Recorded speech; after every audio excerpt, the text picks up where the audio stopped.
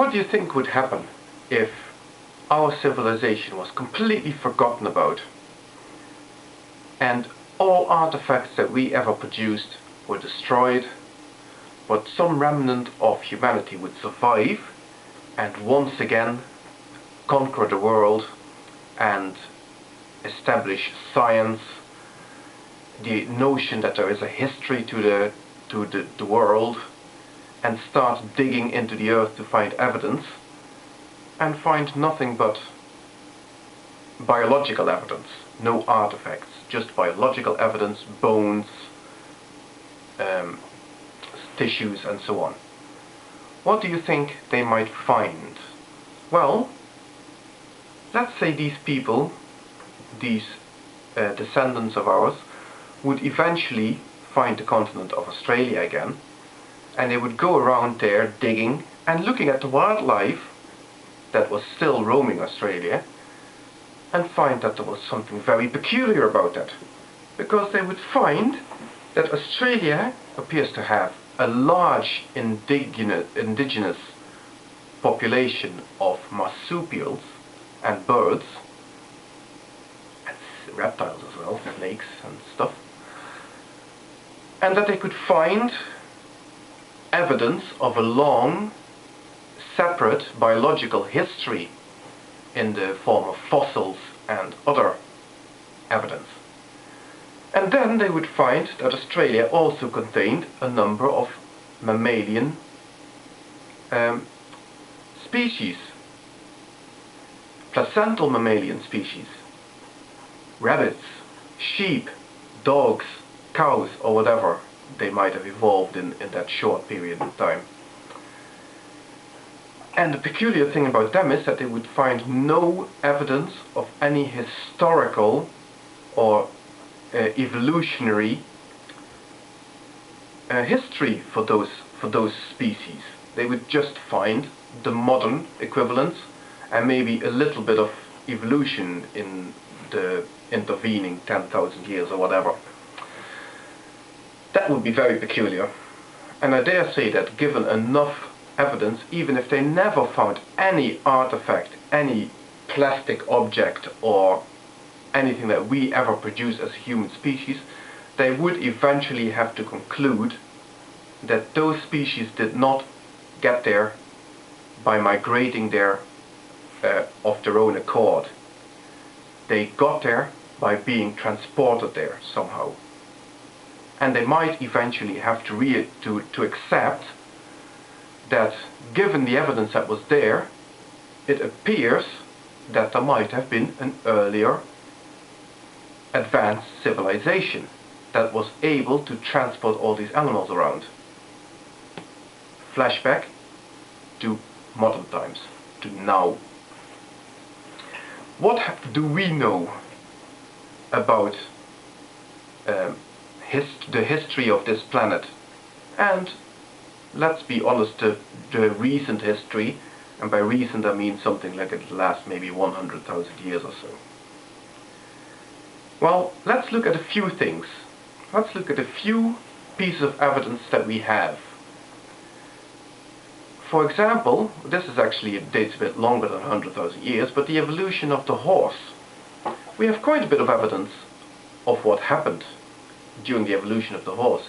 We know now that the originating species that eventually resulted in what we now know as the horse originated in what we now know as North America, which is really kind of peculiar because it originated there, it was successful there as a while and it spread across into Eurasia, but the original population in North America became extinct, so the horse, or anything like horses, disappeared completely from North America.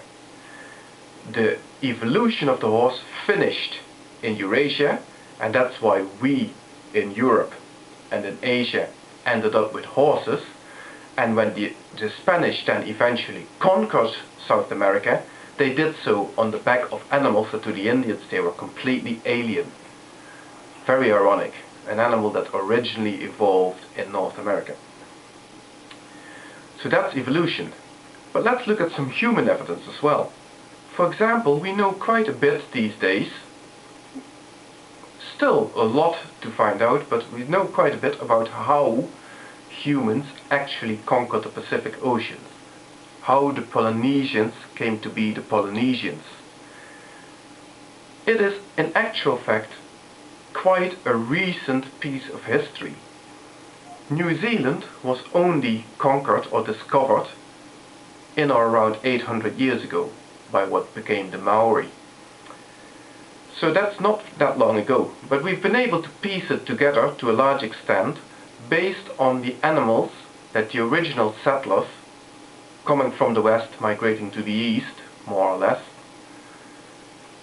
managed to take with them. They started off with fowl, with pigs, with dogs, and as they migrated, some of those animals fell by the wayside. I believe on Easter Island, for example, the only thing that actually made it to Easter Island were the fowl, the chickens and so on. So these people lived mainly on chicken for their meat. So we have been able to use that knowledge, to use the evidence, to establish quite a lot about what actually happened.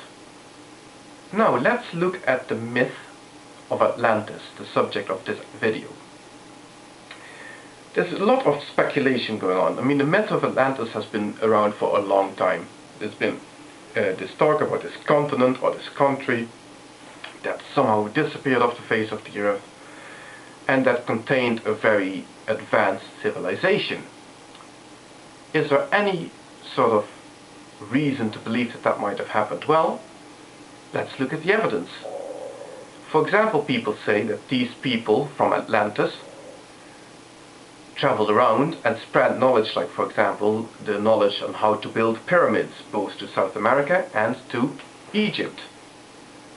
Sounds kind of tempting, doesn't it?